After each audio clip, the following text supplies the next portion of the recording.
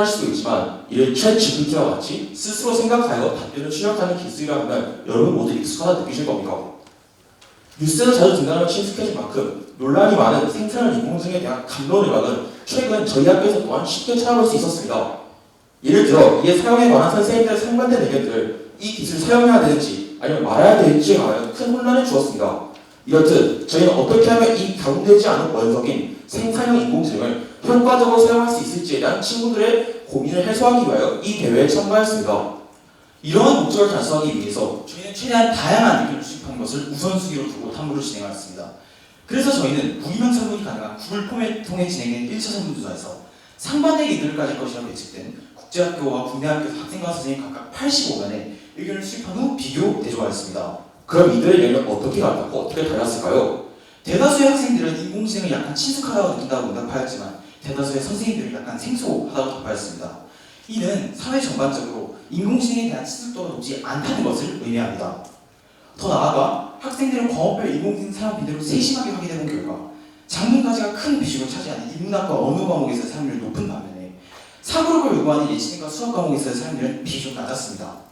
그러나 이의 사용 목적은 과목과 상관없이 과제 제시하기와 같은 부정적인 이유가 압도적으로 높았기에 이는 오직 소수의 학생들만이 인공지능을 본인에게 도움이 되는 방향으로 사용하고 있다는 것을 보여주었습니다. 그러면 선생님과 학생이 생각하는 생산의 인공지능의 장단점은 무엇이었을까요? 먼저 인공지능 사용을 부정적으로 바라보는 학생과 선생님의 과반수는 짧은 시간에 출력되는 인공지능의 답변이 학생들로부터 스스로 생각해볼 수 있는 기회를 뺏어가 특히 수학, 예체능, 과학 등과 같이 사고력과 창의성을 요구하는 과목에서 실력을 쌓을 수 없게 만들 것이라 답하였습니다. 이에 반해 인공지능 사용을 긍정적으로 바라보는 시각에서는 언어와 인문학과 같은 과목들은 많은 자료를 통해서 본인의 생각을 구체화하는 것이 정말 중요하기 때문에 새로운 의견을 제공하는 인공지능이 학습 효과를 증가시킬 수 있다고 주장하였습니다. 결론적으로 저희는 인공지능을 접목한 학습의 효율에 관해서는 희망적인 견해와 회의적인 견해가 양립하지만 학생과 선생님의 대답을 보여주는 아래 상자 도표에서 중앙각과 사비수 원리가 긍정적인 쪽으로 치우쳐져 있기에 대체적으로 이를 긍정적으로 바라본다고 판단하였습니다. 그래서 저희는 큰 전문가가 아닌 학생 개인으로서 어떻게 하면 친구들의 인식을 개선할 수 있을지 설문한 결과 선생님, 학생 모두에게 부담되지 않고 실천하기 수월한 캠페인이 가장 적합하다는 것으로 나타났습니다. 20명의 표본 집단을 정한 뒤 이 포스터와 슬로건을 제작하여 저희 학교 5곳에 부착하여 4주에 걸쳐 그들의 인식 변화를 기록한 결과 인공지능을 초등학생과 같이 본인에게 도움이 되도록 사용하는 학생의 비율이 소폭 상승하였습니다. 그럼 이 생산의 인공지능으로 인해 배달된 교육 시스템에서는 과연 선생님과 학교가 필요할까요? 이에 관한 설문조사에서는 선생님의 65%가 인공지능이 선생님을 대체할 수 없다, 학생 67%가 대체할 수 있다로 상반된 의견을 가진 반면에 학생과 선생님 모두 학교의 필요성에 대해서 모두 동의하였습니다. 하지만 위드 그래프에서 기성세대인 선생님들 응답이 보수적인 것으로 보아 저희는 현재로선 선생님과 학교의 존재과 같은 교육 시스템의 큰 틀엔 아무런 변화가 없을 것으로 전망됩니다. 그리고 선생님의 설문조사 결과 지나친 사교육 의존도가 현재 대한민국 교육 시스템의 가장 큰 문제로 나타나였습니다. 그렇다면 생산의 인공지능은 이러한 문제를 해결해 줄 수 있을까요? 과도한 사교육 의존도에 대해선 14%의 선생님들은 인공지능에 보편하는 사교육 시장을 더욱 확장시킬 것을 답하였습니다. 그리고 그 이유로 생산형 인공지능을 이용한 대표적인 학습 방법인 에듀테크 산업들을 현재 사교육 업계에서 주도적으로 개발되고 있기 때문이라 유추하였습니다.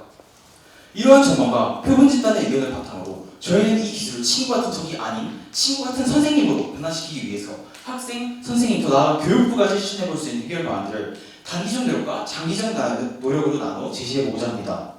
첫째, 학생들은 인공지능 이용을 늪에서 벗어나기 위하여 이의 장단점을 충분히 인지한 뒤 사용하는 목적과 빈도를 주기적으로 점검해야 할 것입니다. 둘째, 학교는 이 분야의 전문가를 초청하는 등 변화형 패러다임에 맞춰 학생들의 인식을 개선하고 점차 발표 위주 등과 같은 수업 방식을 변화해야 할 것입니다. 셋째, 교육부에서는 인공지능이 우리 사회에 정착할 수 있도록 생산형 인공지능 사용의 허용 범위를 확실히 규정한 후 장기적으로 교육과정에서의 디버트 등과 같은 여러 에듀테크의 비중을 늘려나가야 할 것입니다. 비록 저희의 표본 집단 중 응답하신 선생님들의 나이대가 40대에 치중되어 있었지만 국제학교, 국내학교의 선생님과 학생의 비율, 그리고 학생 학년별 분포가 고르기에 저희의 표본 집단이 50단을 어느 정도 대표하고 있었던 것 같습니다.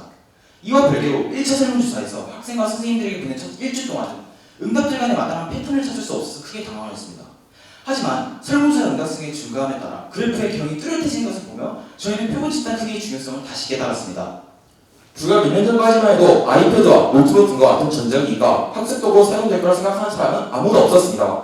하지만 최근에는 아이패드나 노트북이 없는 친구를 찾기 힘든 것처럼 이 가동되지 않은 원석인 생산형 인공지능을 적절한 제재와 모두의 노력을 통해 다듬는다면 이는 친구 같고 효율적인 친구 같은 선생님으로 거듭나게 될 것입니다. 이상 팀 사람인가 로봇인가였습니다. 감사합니다.